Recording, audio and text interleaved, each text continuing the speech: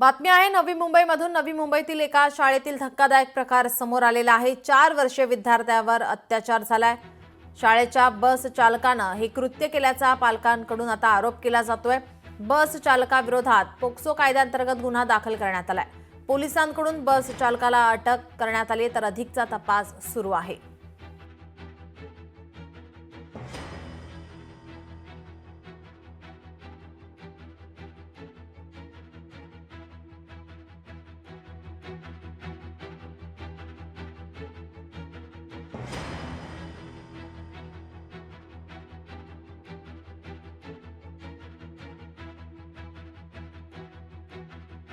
आलाय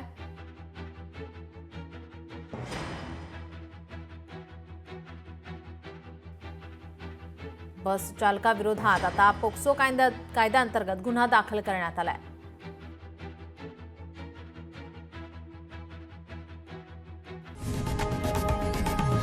लोकशाही मराठी ऐका, पहा, जागरूक रहा।